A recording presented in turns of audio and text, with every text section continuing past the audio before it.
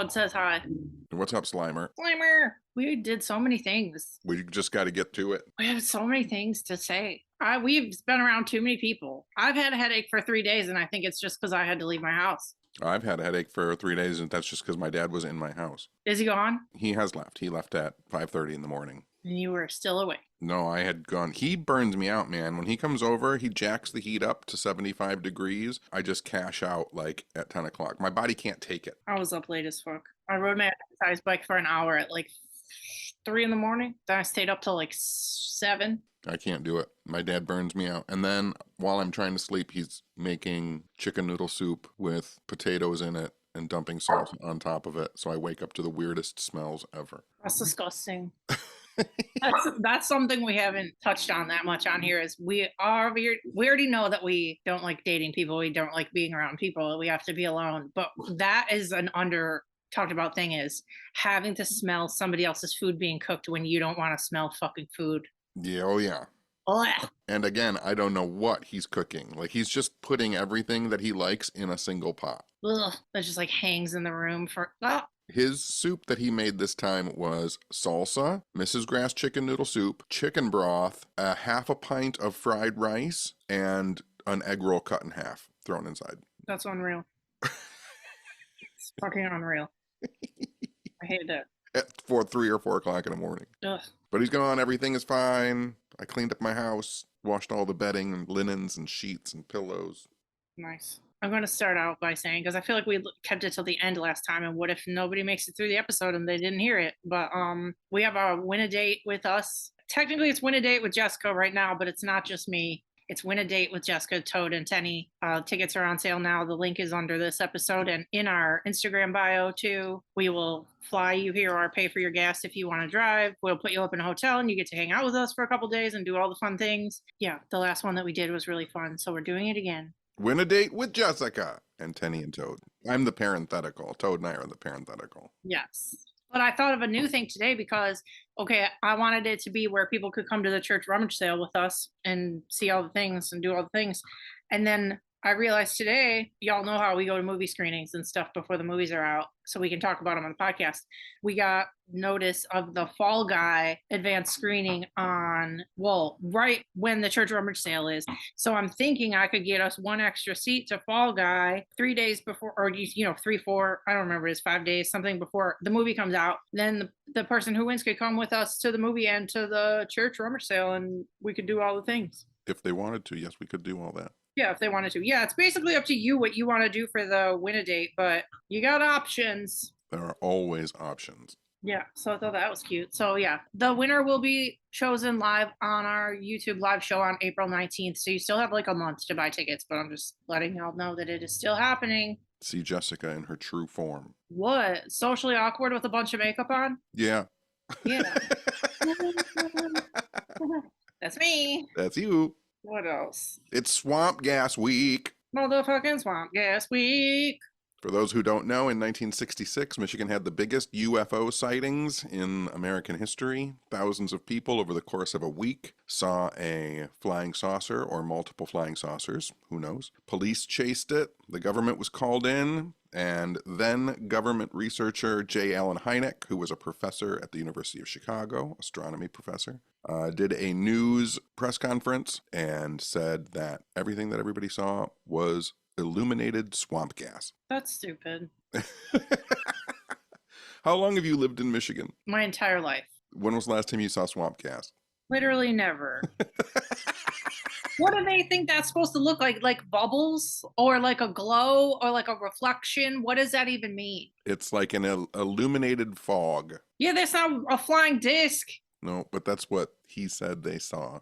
He said it because he was working for the government. After he stopped working for the government, he formed the Center for UFO Studies and became one of the biggest UFO proponents in American history. Yeah, but that's why it's important to be the person that you are at all times, because then your credibility looks like shit because you were a fucking talking head. Like, you got to keep it real 100 all the time. Yeah, and people don't realize, like, we still call it the swamp gas incident because of one shitty thing he said one time on television. Right. And here we are, however many years later. Well, yeah, if he would have said, like, yeah, this is unexplainable and it's something that's never happened before, then we could be like Roswell or some shit and have a crazy UFO cute town, and now we have a nothing. Yeah, now we have Swamp Gas Week, and you and I talk about it on our podcast. I know. A big fucking celebration. Once every 10 or 25 years, there's a conference for it. So rude. Rude. Didn't you did a thing that made them admit that it wasn't that or something, right? No, I was going to. That was for a television show that never got picked up. Yeah. It was called State Secrets, and I just posted the sizzle reel in our Patreon. Well, and the thing is that show, that show was in 2018. It didn't get picked up, obviously. But it's like everybody that was involved in the swamp gas stuff in 1966, they were all in their 20s and 30s. So once again, we're in a situation where this mysterious thing happened. No one's ever recorded interviews of the living witnesses, and every single day the fucking living witnesses get less. Yeah, well, let's go do it. All right. I'll go. All right. I always want to do that shit. Okay. Drive up and down around Dexter and Hillsdale. Yeah, whatever. We'll go thrifting and we'll go getting tape recordings from UFO witnessers. Witnessers? Well, what's the word? Witnessers? It just sounded weird. What's the word? Experiencers? Yeah, whatever. Whatever. And what? Not only is this Swamp Gas Week, Mm-hmm. but on Sunday it's also Nain Rouge Week. I know, your favorite thing. I know. I have to go down to Detroit and I have to protest a parade every year in Detroit. For those who don't know, every year in Detroit they have a big parade to kick out what they call a red devil from the city of Detroit. It's all based on one girl's story from 120 years ago, and 5,000 people go down to chase out the red demon of Detroit, the Nain Rouge. And me and a small contingent of friends go down there and we protest the parade, because if you actually read the history of the Nain Rouge, or Non Rouge if you're pronouncing it correctly, it basically is a story about kicking the indigenous tribes out of Detroit. Yeah. Which is not great. Not great, no. Not great to have a celebration for that. No. The thing is, and I'm sure a lot of cities are like this, but Detroit especially, will use any reason to walk through the streets and get wasted and have a parade. Yes, most people show up because this is the weekend after St. Patrick's Day, so it's one more weekend to get drunk and walk around, and nobody knows the legends or the history or the mythology. They don't care. They just are looking to walk around and get drunk. Yeah. But I've talked for over a decade now with the promoters of the March to Nain Rouge, which is what the parade is called, and told them, like, this could just be a parade in celebration of Detroit. And the fact that we had an indigenous culture here, and the fact that we have local folklore and mythology, like, it could be a really happy parade instead of like people screaming boo and kick the guy out and stuff like that. Yeah, they all dress up as devils, and it's not. It looks like a weird goth parade because everybody's just like got devil stuff on. It's weird. Yeah, it's weird. So that's Sunday. I'm painting signs right now. I know. I'm gonna stay home like I always do. No doubt. But you have a nice time. I did enough peopling this week. Yeah, you did enough peopling for like a month and a half. I know. It's too much. You saw probably like a dozen people in person. No, that was a lot. Yeah, you're right. Like 24. Well, we'll start with last night. We went to the Detroit advanced screening of Ghostbusters Frozen Empire. And I thought it was just going to be the regular press screening where we go and nobody's there. And it's just like critics and news people. And no, then we get there and they've got fucking like 5 different Ghostbusters cars outside. There's Ghostbusters in the lobby. They had a big Slimer. They had the Terror Dogs. They had the Stay Puft Marshmallow Man. They had a red carpet. It was cute. It was very cute. It was more than you thought it was going to be. I know. They gave away prizes. They had it in the nice theater with the nice seats. Yep. The reviewers were there. You saw your favorite guy. Oh, God. I know. I'm getting... Every single time we see him, I'm getting closer and closer to being like, what's your problem? I just want to be like, I have lurked your Rotten Tomatoes and you bag on every female movie and every horror movie. Why? Literally, why? Can't you suspend belief and act like you are the core audience for the movie and admit that it's good? And I still want to yell at him for not liking Lisa Frankenstein, even though he laughed the whole fucking movie. Yeah, that was pretty outrageous. And you know that they know us by now. Every time we look at them, they like look at us and like nod or like whatever. They know. Yes. One of these times he's going to turn this on and be like, that bitch fucking hurts me. I try to be nice. I just don't like when people are phony or like try and act like everything's so fucking serious. Like it's not that serious. Just like a thing, which is going to be a great lead into this review of the movie and you being a fucking grump lord. Not a grump lord. You're getting grumpier. I feel like you're in the house so much, you're losing track of what's good and bad. Nuh-uh. Yes. No. I Yes. the more things that I watch, the more creators I know, the more work that I know it takes to create something.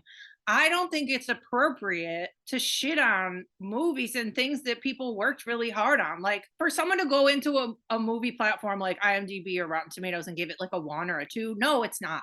It literally made it to the screen. Everybody's acting is fine. It looks fine. It's a movie. At bare minimum, it should be like a 4 or a 5. Like y'all are it's mean. People try and be mean just to be mean, and I hate it. People work very hard on films. There's hundreds of thousands of people that work on films, from promoters to designers to sound people, and sometimes it just doesn't work. Yeah, but that's like That doesn't mean I don't have appreciation for all the hard work that went into it. As a matter of fact, knowing how many people have put harder work into it, sometimes I get a little put off by the fact that no one said, like, this maybe isn't great. yeah, I don't know. I just like am becoming less and less hard on things. And I think a lot of people are becoming more and more hard on things where it's like, why? What does that do for you? Does that make you feel good? Like, I don't. You loved it. It's for you. I did. Anyway, well, I hadn't seen Ghostbusters Afterlife, so I watched that in like the last week and I thought it was really cute and it made me cry at the end. And I love the terror dogs that were in it. My friend Trisha and her boyfriend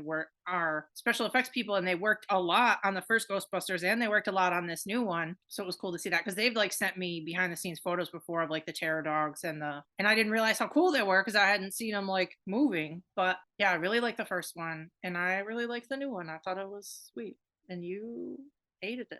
Yeah, I did not think it was good. It is not for me Yeah. in any way, shape, or form. I'm not a Ghostbusters fan, though. Like, that's the thing. No. I didn't like the first Ghostbusters. I didn't like the second Ghostbusters. And you're talking about the original, so everybody at home just really soak that in. Yeah, I was too old for the first Ghostbusters, and I was already in an area, like I was already dealing with metaphysicians and witches and weird people. So when Ghostbusters came out, I find it really corny because I didn't think that they were doing justice. I can appreciate what a good film Ghostbusters is, but again, it wasn't for me. Neither was Ghostbusters 2. And then that Ghostbusters reboot with the all-female one was terrible as well. I still didn't watch that one, but Why not? It's probably a lot of fun. You'll probably love it. probably is. I'm gonna watch it. I just didn't have time. And then I saw a premiere of Afterlife with a bunch of people. I think like Amy and Adam and Aaron, like we all went and saw that. Mhm. And it was fine. Yeah, you know who? Adam Berry DM'd me and told me that you fucking loved it. No, I told everybody it was fine. And I cried at the end because I want to see what I saw, which I knew they were going to do, which was predictable, but I wanted it anyway. And then I walked into this, and the opening scene, I was like, what in the fuck is this movie even doing? I thought the cold open of this movie was awesome. I thought it went on way too long, and I was like, this is nonsense. No way. Yes. And it seemed like it seemed like of the new one. No. And I was like, is anybody even acting in this movie? Like it seemed like they were saying jokes, but the audience and me were like, this is not funny. Like people weren't giggling or laughing. Like it was weird. I will give you that. A lot of the jokes in this new one don't land. They do not. It's a comedy. Yeah, but it's more than that. I don't know. I also feel like the first and second original Ghostbusters aren't like fully comedies either. It's not like joke after joke. It's still like a weird, like slightly horror-y drama movie, kind of. The first Ghostbusters is almost non-stop jokes. I don't know. I don't remember it that good, I guess. I will say the funniest person for me in the movie, I was very excited to see James Acaster, who shows up on Taskmaster all the time, as one of the new Ghostbusters. I know, that was a surprise. You didn't know he was going to be on it until he was on the screen? Yep. That's crazy because we literally just talked about it. Yeah, very strange. But they introduced a bunch of new ghosties in this movie, and there's one little blobby ghost that looks like a fucking kind of looks like an avocado, but he also kind of looks like an anglerfish. He's like a little ball, and he is so cute. And every time he was on the screen, I like couldn't even handle it. He's just like a little blib blob guy. His little blob, blib blob. And so I really like that guy. And also I really liked, like, obviously the movie's called Frozen Empire, and they did all these like ice spikes and freezing over stuff, and I thought it looked so good. I loved it. Yep. You didn't love it. Nope. I feel like this is what I figured out is that I feel like if people liked Afterlife, you will like this one. If you didn't like Afterlife, you're not going to like this one either. I'm not going to go into every single issue I have with it. I'm just going to say it's not for me, and I don't think it's very well made. The plot holes for me were just ridiculous. I just did not understand some of the writing. I didn't understand how I was supposed to be feeling. Very strange. Can't win them all. Wasn't expecting to see a movie with 9 Ghostbusters. They can have all the Ghostbusters. I don't care. They should have all more ghosts. That's the thing is I thought there should be more ghosts. We more talked about that. There should have been more ghosts. Yeah, you guys will see, but they do this thing where they kind of like introduce you to different ghosts, and I could have watched that part for like an hour. I wish they would have done so many different varieties of ghosts, but they only did like a few. I'm like, no, y'all should have cut away from other stuff and did like a whole dictionary of fucking ghosts. I would have watched all of them. You know what 2 movies did it better? Cabin in the Woods. Yes. And 13 Ghosts. yeah. Yeah, we don't want to tell people too much, but Right. and then the day before, because we said we did all the peopling, we went to a screening of Roadhouse, which comes out on Amazon this week, which sucks because I feel like I know they were fighting for a theatrical release for that movie, and I feel like it would have played really well. You know what I mean? Like that movie's fun in the theater. It's not going to be the same at home. No, that movie is really made to be like a Friday night. Yeah. People are kind of It's lit. like a date movie. Yeah. Yeah, it sucks they're not getting a theatrical release, but you liked Roadhouse more than you liked Ghostbusters. That is true. That's fucked up to say out loud. That is true. But yeah, Jake Gyllenhaal has quite literally never been hotter in his entire life. He's shirtless for a good 85% of the movie. And they realize that people want to see his little smile. Oh, he smirks like the whole movie. He's just I was drooling the whole fucking movie, and then we drive home, and then we're just like quiet, and you're in the back seat, and you go, "Man, he's got a good face." I'm like, I know. He's fucking a heartthrob for real, and just like so not cocky about it either. Yeah. It was fun. There was obviously it's an action movie. It's not supposed. There was plot holes. There's plot holes. But Conor McGregor was insane in it. He basically walks around like a crazy gorilla for the whole movie, fights people. And we got to see it with a whole bunch of friends, and you brought fight buddies, and Pates were there, and Yeah, my fight buddies from Twitter that we tweet during the fights all the time. I got to bring some of them, and that was the first time we ever met each other, and we got a picture together, and it was so cute. And you know, when like the UFC, because Roadhouse, it's a reimagining of the original, so don't think that it has anything to do with the original because it doesn't. But Dalton in this one is an ex-UFC fighter, so they show a lot of UFC stuff, and they filmed it at a real pay-per-view, like one of the pay-per-views like a year ago that we all watched at home. They would take like 20 to 30 minutes in between fights because they would bring Jake G out to do his filming in between the fights to like utilize a full fucking arena of people. And that part looked really good. Yeah, it looked real because it was real. But yeah, there was a lot of chatter online that the fights were fake, but they weren't fake. It wasn't fake. Everything was fine. I don't know. Another thing I realized too is that a lot of people are panning it because they love the original Roadhouse and they love Patrick Swayze, which obviously so do I. I fucking love Patrick Swayze. But what I realized was cute is Jake Gyllenhaal was in Donnie Darko with Patrick Swayze, and there were like homies. And now this is like a passing of the torch. I feel like Patrick Swayze would have been like, this is so cute and good. Yeah, for sure. But people don't think about things. They just want to complain and say that everything's terrible, even though like that. Oh, that's another thing lately online. People saying shitty stuff about movies they haven't even seen yet. Like y'all, you literally haven't even seen yet. You're speculating. You have no idea what you're talking about. Yeah, there've been a couple trailers drop where people are always like, "This is a disaster." You saw a 45-second teaser trailer. I know. That's why I waited to see Ghostbusters before I said it was bad. Whatever. I thought it was fun. And I guarantee they're gonna make another one too, so of course they are. We'll go see that one too. I think it's a fun franchise. I think for what it is, I think they're doing okay with the franchise, and I'll watch a bunch of them. I don't care. Oof. I know, sorry. We do have another movie to talk about, but I'm gonna break it up because we can't just talk about movies for fucking 8 hours. Another thing that happened in the past week or two is our potato poll / Starch Madness on Twitter, and we finally got to a winner. And then 2 days after we announced our winner, Stephen A. Smith, famous sports fucking commentator, whatever he is, and SportsCenter stole our whole idea and posted a fucking bracket of Starch Madness and called it Starch Madness and put it on SportsCenter, Twitter, and Instagram. What the fuck? Unbelievable. Unbelievable. How did that happen? Someone saw it. Why were they talking about potatoes when we know? Someone saw it. It's so stupid. And their bracket is ugly, and I don't even get it. Somebody copied. But anyway, go ahead and tell everybody the results of Starch Madness. What do you mean the results? The results were a very underwhelming winner of French fries. Literally regular French fries won Starch Madness. Boring. Everybody's boring. I said everybody because it came down to tots and French fries. Yeah. And I said online, everybody, like the majority of people's potato palates maxed out at the age of 6 years old. I had said before on that episode, I'm like, no, tots are high for me. I thought it was like mashed curly or like Tide and then like tots. So I'm not surprised that tots made it far, but also the other choice should have been like mashed or curly or something, not just a fucking regular French fry. Just a plain ass fry. Boring.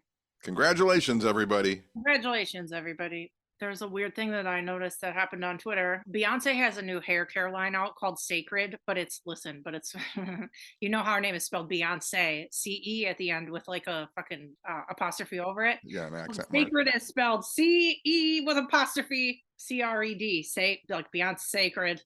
Any fucking way. People are speculating that it's witchy, like it's got juju in it, because people like hoodoo and voodoo practitioners were going through and reading the ingredients, and they're like, okay, I see you, Beyonce. Like they were making all these posts like it's got sea buckthorn in it and hyssop and a bunch of ingredients that we use in magic, and like rose stuff, and it's got, what is it? Oh, it's hair care stuff. So there's like a, what is it called? Like a mask or something, like a treatment you can do on your hair, and they sell a bottle for it. And they call literally, that's not a bottle. It doesn't say bottle on the website. Under it, it says ritual shaking vessel. Oh, there you go.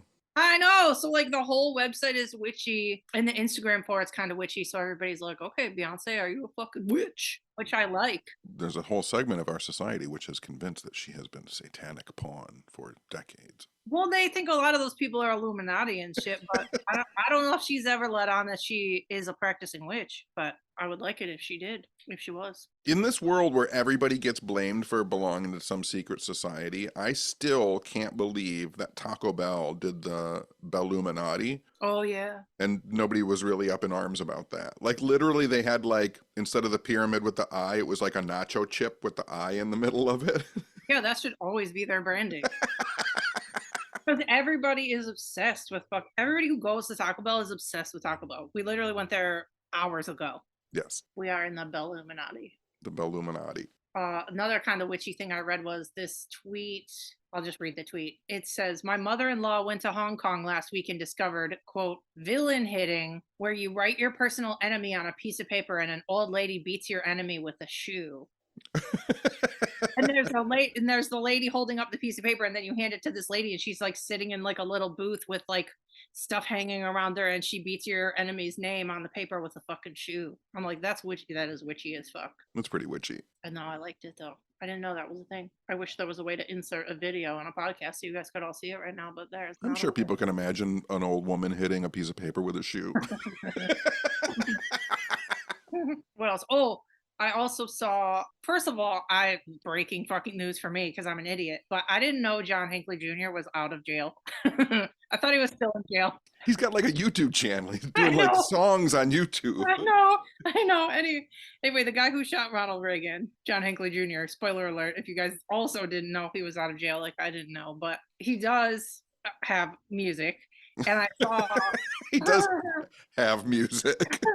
As you stated. But I guess he's been like trying to set up concerts around the country, and they keep getting canceled because people are like, nope, I don't know about that. That's weird. Not having you here. So people were like talking about that. And then he has art that he sells on eBay, and he paints pictures of his pet cat. And like the art is honestly cute. It's really good.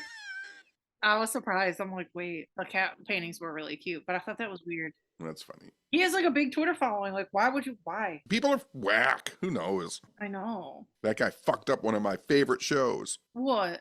I remember actually Reagan getting shot. I was in elementary school. I remember my mom like, get in the car. I had just gotten out of school. I had to get home and see what happened to Reagan. Mm-hmm. But I used to watch Greatest American Hero. Was that with my dude? Which dude? William Cat? Yeah. Yeah, I love him. So I used to watch Greatest American Hero, and Greatest American Hero, I think, had only been on one season Hmm. when Hinckley shot Reagan. But on Greatest American Hero, William Katt's character's name was Ralph Hinckley. Mm. And then when they came back from the second season, he was Ralph Hanley. Like, oh, we got to get away from this name. And they were like, "Nope, we can't have a superhero with the last name of the guy who just shot the president." That is a crazy story. I still got to meet William Katt. I don't understand. He's still doing cons and he's never at any ones that we go to. I fucking hate it. I know, you got to see him. I know him and David Naughton. They're all gonna laugh at you. Good. I hope they do. No, I'm doing the Carrie line. I know. Okay, just My making favorite sure. movie. I would love to see Naughton so much. God, I know. Well, it'll happen. We manifest. Manifesting Naughton. No, I love him. He's an icon. If you guys don't know what we're talking about, he's from American Werewolf in London. And the hit song Making It. Oh. Okay, so then the last movie that we'll talk about is called Late Night with the Devil, one of the most anticipated movies of the year. Dun dun dun. We've talked about it a few times on here, but it finally comes out this Friday in theaters, and I think it hits streaming April 19th on Shudder, starring David Desmelchin, plays a 70s TV host who is like trying to get ratings, and stuff goes real bad, and it's really great. It is really great. It's a perfect era for me because, like, I remember staying up late at night to watch late night talk show hosts. Yeah. Like, my parents would always watch Johnny Carson and stuff, but there were always side late night talk show hosts who weren't national. Yeah. And so that whole motif and that whole genre and era and style just immediately connected to me. And they did the 70s so perfect. Yeah. Like the styling, the costumes, the language. They showed people smoking, which I was super happy about. Yeah. But yeah, it was great. No notes. I know. Well, there was a couple newly breaking notes, but yeah, they hired production designer Otello Stolfo, who worked on designing sets at that time in that period. So the sets are literally how they're supposed to be. And then they touched on, like, I read that. So obviously, yeah, he was supposed to be like a fake competitor to Johnny Carson, but he could never get as good of ratings as Johnny Carson, right? But the character himself was highly influenced by this guy. It was an Australian late night show, the Don Lane show. This guy, but Don Lane wasn't Australian. He was American. He was 6'3" nightclub performer from the Bronx. So this is from the director's words. He said, Don was deeply curious about all matters supernatural, often inviting onto the show whatever dubious psychic or ghost hunter happened to be in town. One infamous evening, Don lost his cool when magician turned skeptic James Randi debunked Uri Geller's spoon bending trick, and then Don was so either embarrassed or disgusted or humiliated that he abruptly trashed the set and stormed off his own show. He always wore his heart on his sleeve. That bizarre moment stayed with us, and that was like what made us want to make the movie. So I know that it's playing like a Ghostwatch movie, but it's not. Their inspo was not Ghostwatch. So I wish everybody would stop fucking saying that. It kind of is, but it's kind of not. It is. I feel like it's its own thing. It is for sure its own thing, but I understand, like, even though Ghostwatch was presented as a completely real thing, later revealed to be a not real thing, this also presents itself as kind of a pseudo documentary. Yeah, it does, for sure. Yeah. I just think I think people are making that comparison. Obviously, there are some who just are thinking it's drawn from it, but I think that there's also not a lot of that to compare it to. True. Like that genre. But it's so funny because they get the skeptic character in Late Night with the Devil. They get fucking James Randi so right. Yeah. Like, just intolerable the entire time. Yeah. They touch on a lot of like real life paranormal stuff too, which I won't ruin for you because it's like cute when it pops up on the screen. But I feel like our crowd especially will be like, oh, that's this, oh, that's that. You know, like we'll know stuff that I think other people won't know. I think it has like takes some inspo too from the doc we talked about recently and the book, that Michelle Remembers book. Yeah, there's a lot of satanic panic stuff in it. Yeah. And there's a lot of like slight nods that I was telling you that, like, oh, so in Late Night with the Devil, you know, the parapsychologist's name is June Ross Mitchell. Mm-hmm. And then you have a real life parapsychologist whose name is Elizabeth Kubler-Ross. So just Yeah. using Ross and a 3 name, it shows you that someone did their research. Yeah. I thought at first it was Illuminati slash Oddfellows stuff, but you pointed out the Bohemian Grove thing too, Yeah. which again, we won't ruin stuff, but there's so many nods to like real weird occult paranormal stuff in the movie, and they do it so well. Yeah, this is not because they've shown this in the clips and stuff like that. Like, but just like naming the show Night Owls, Yeah. like immediately you're like, oh, so they're paying attention to high strangeness and spookiness and weirdness and paranormal stuff. Yeah, exactly. Yeah, it's like I really think it's cute and perfect, but there's a slight controversy going around Twitter today, but that's possibly ruining it a little bit. But All right, let's hear it. I know. One of the things that me and you really loved about the movie, and again, this is like a spoiler kind of, but it's not. They're acting like this is a real late night show. So just like real late night shows, that they're called bumpers, right? Yeah. When you go to commercial and when you come back from a commercial, they show the little kind of like on SNL. Like that's what you guys would know it as. Like they show the picture with the show name and there's a little artwork or a little graphic. So they did it really cute in this movie where it's obviously supposed to be a 70s talk show. So they're showing like vintage Halloween looking like the decorations that we all grew up with in the 70s, whatever, 80s. And they like try and make it look like that now. Like throwback Halloween cute graphics with like skeletons and bats and whatever. It's going around Twitter today that those are fucking AI and they're not really drawn. Like nobody designed them. So and people are pissed. Yeah, that's not great. It's not great, and it's surprising for me because David Desmelchin has a comic book, and I read it, Count Crowley. Yeah, he's so deeply into art. I've watched so many interviews with him, and he's sitting there in obviously his office with his comic book room, and he's got art all around him. And ever since this movie's been, slowly trickling out, he shares all the fan art in his Instagram story, and he's so deep into like appreciating art. I'm like stunned that the filmmakers would sneak in this weird AI, and it's one of the most charming parts of the movie. Is it confirmed that stuff is AI? And that's the thing too, is that I was just talking to Katie about this earlier. I need to hear it from the makers of the movie. I need to know that it was AI. There is a tweet going around that everybody's quote tweeting, and then there's no other tweets. I don't know if it's somebody's speculation or if that's real, but when you look at it now, I can see what they're seeing for sure. But and I know it's a low budget movie, so it's like if you have to do certain things to cut corners, fine. But A, that shouldn't be it, and B, those artworks would cost you fucking $100 to $200 from somebody on Etsy or somebody on Instagram. Like there would be no reason. Yeah, I mean, in my flyers and stuff, I use art that sometimes looks really vintagey, but it's just because it's easy for me to reproduce because that was the style of back then. I can draw something fairly quickly. Well, most movie posters and like Photoshop stuff is you're using real elements and moving it into your design, but you're still designing it. That's Right. not AI. Right, yeah. Yeah.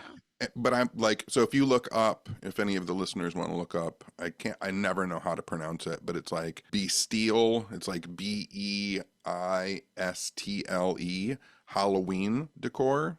That's kind of what we're talking about. Those are the skeletons everybody had that had like tacked arms and the black cat with its back arched. Yep. And that stuff is really easy for an artist to reproduce. So it would be sad. Right. Yeah, it would be sad if they used AI to do it. Exactly. There's like different t-shirt companies and like cute things that go around on Instagram that like have their own art like that. Like why would you? So yeah, so anyway, so for like a tiny weird paranormal occult movie that is already going to have a hard time getting like, a big audience. It's not like it's a fucking Marvel movie.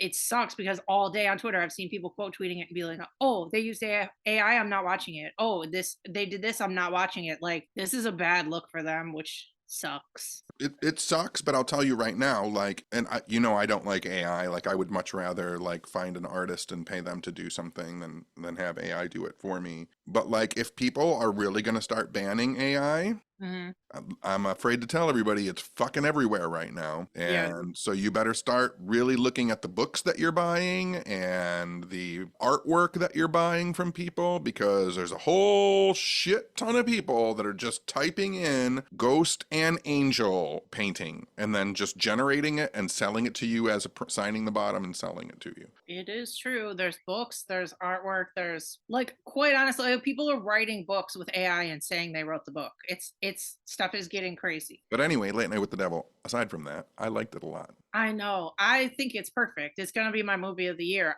I'm not gonna say I hate the movie now because they used a touch of AI. It sucks and it's disappointing, but again, I need them to say that it was or wasn't. Because it might not be. I don't know. Maybe that's not even real. It's just, different fucking crazy things go around Twitter every day. Maybe somebody was just like, oh, they're having great success with this movie. Let me ruin it. It might be fake, but and then another thing too that I want to say is like I don't think in any way that even though I'm saying like David Desmelchian, he has a comic book and he's an art guy, like he might not have even he's not the movie maker, he just stars in it. So if even if they did this, I wouldn't want him to catch any flack for it any either. Like, and I Right. feel like he would be somebody where if he did find out, he'd be like, no, we're not doing that. So that is the drama, but it's really good, and you guys should go see it anyway. Because especially for paranormal people, occult people, people who like spooky stuff, it's really good. It's really charming, and they did a really nice job. Yeah, it's really well researched. And I'm telling you, my last comment on this. Mm-hmm. The main little girl they got for the movie Mm-hmm. fucking destroys it. She Yeah. kills it. She's so fucking creepy. When she's Yep. doing the direct to camera stares, Yep. like I didn't want to look at the fucking screen. Like it was freaking me out. They did a lot of good stuff in it. It's real good. And it's not, I know there's people out there who won't watch stuff or horror stuff because they think it's going to be gory or they're going to be scared. I think you could watch this. There is one pretty gnarly gore part, but it's literally the only, just get through the thing and you'll be fine. But Yeah. other than that, it's not like Texas Chainsaw Massacre. I always say that I'm not going to end, Oh no. I always say I'm not going to end an episode bitching, but I need to bitch about something that's been bothering me. You bitch about it and then I'll make it funny and then we'll end. Okay, well, you're not going to be able to make it funny, but Okay. I've just noticed on Facebook, especially lately, and Instagram, and just all over the place, there has been like a major influx of people buying dogs from breeders, and it fucking sucks. And y'all know better than that. People are sitting at home in their shitty houses, mistreating animals, commodifying animals. That's not a job. Being an animal breeder is not a fucking job. That's disgusting. Try and get your dogs from shelters. They're overwhelmed. They need your money. Think of it this way: when you're giving $4,000 to a breeder, what are they doing with the money? Making more dogs. That's insane. When you give $4,000 to a shelter, that's like immunizations and care for 1 million dogs. Yeah. Just think about where your money's going to. Ugh, it's and especially with breeds who can't breathe, who have health problems, pugs, bosties, Frenchies, boxers, etc. They are inbreeding the shit out of these dogs, and it's going to lead to bad lives for them, shorter lifespans. I don't know what the influx is lately with people buying designer dogs, but it sucks, and I feel like people know better than that. So, and there are regular shelters out there, and there's niche shelters that just deal with certain breeds. So if there's a certain breed you're looking for, you can find the shelter. You just have to do the work. Like, don't add to this. I got an expensive dog and I threw it in the garbage and all of this. It's not a good look. I hate it, and I don't know why people are doing it lately. So try and find a baby that needs you. Don't you know what I'm saying. And not for nothing, at those shelters and stuff, Mm-hmm. like you might buy a $5,000 or $6,000 designer dog. Mm-hmm. There's a lot of dogs at shelters that are just happy to have you. I know. And they've already had a life full of who knows what. Yeah, and you're the one who turns it around. You're the one who turns it around.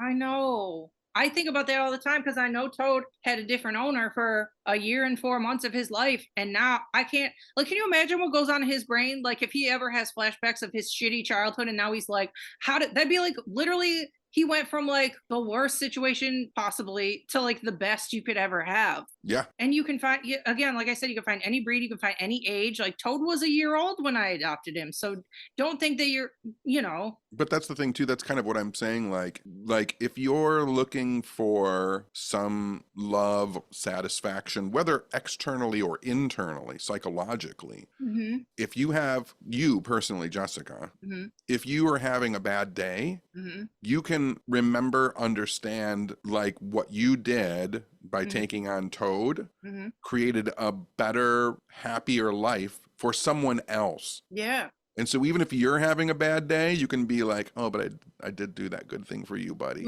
I saved a little guy. Yep.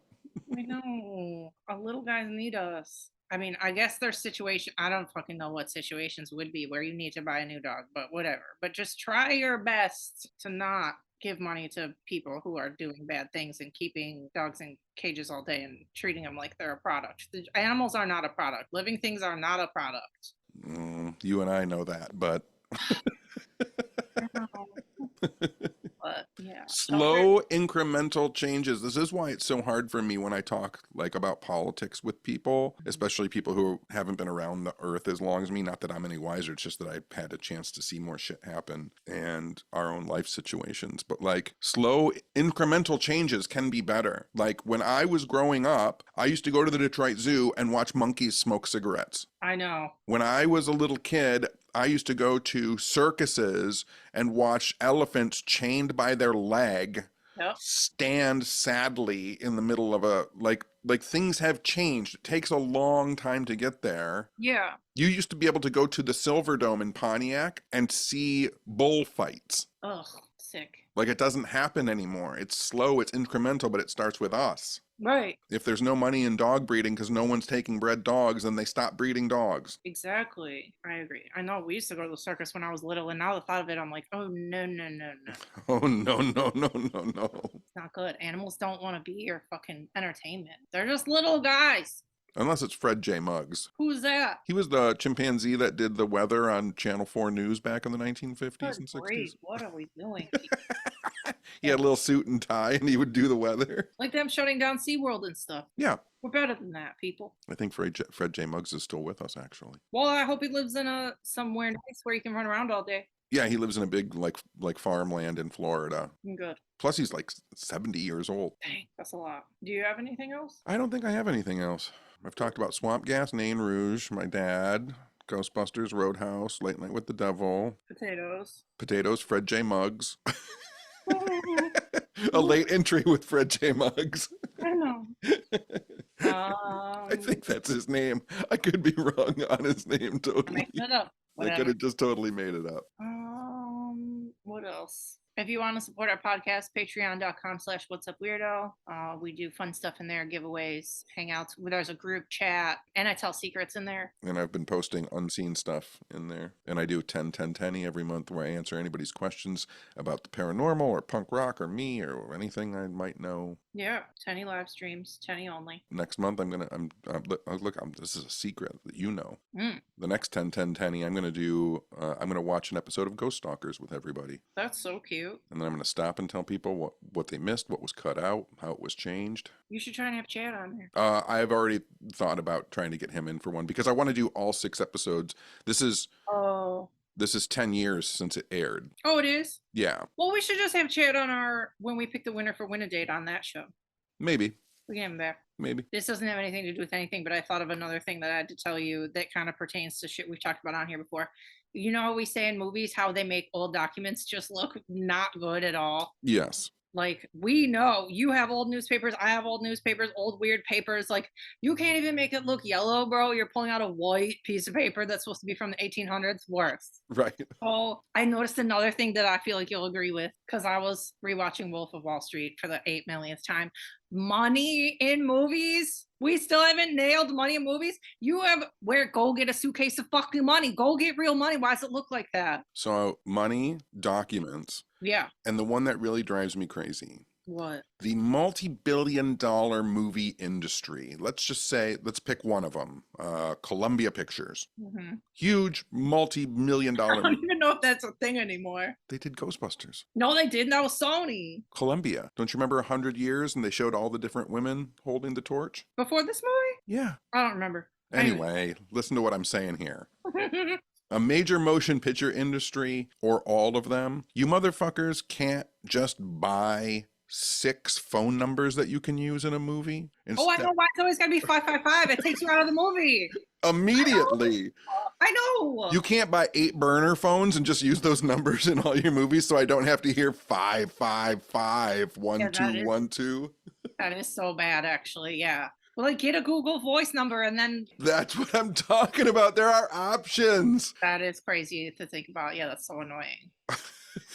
I'm watching this like huge based on real life drama. Yeah. And everybody's saying, okay, so call me at 555 12. Why? Why does everybody accept that? I've always been annoyed by it, but I've never thought about it. Universal, Columbia, Warner, TriStar, Sony, whatever you are, buy 9 fucking track phones and use those phone numbers for the next 20 years. That would be even funnier if every movie you watched it was the same phone number. I know. And it would just go to like one of their production lines and it would say like, hey, Yeah. thanks for watching our movie. Yeah. You could have like the star record their voice and just make a message. Yep. Why don't we run the world? Because we're too nice. We are too nice. And we're busy and we don't have time. All right, that's all I got. I got to finish painting my posters for my protest because I'm such a nice guy. I gotta do a bunch of stuff and probably watch a movie and ride my exercise bike because it's go time. It's spring. I gotta be skinny. Every Michigander is very familiar with the feeling of you eat whatever the fuck you want from November to early March, and then you feel just a tiny sliver of sunshine on your face, and you're like, fuck. I have 2 seconds to lose 30 pounds. Great. So here we are at that time of year again. All right, we'll go do that. I'm going to go eat my dinner. Okay. I ordered Middle Eastern food tonight. Dang, that sounds good. Yeah, super falafel. Yum. Hummus. Yum. White sauce. Yum. All right, Dumby. Good talk. All done. All done. Too bad. So sad. Too bad, so sad. Talk to you later. Okay. Okay, bye. Okay, bye. Bye. Bye. Bye.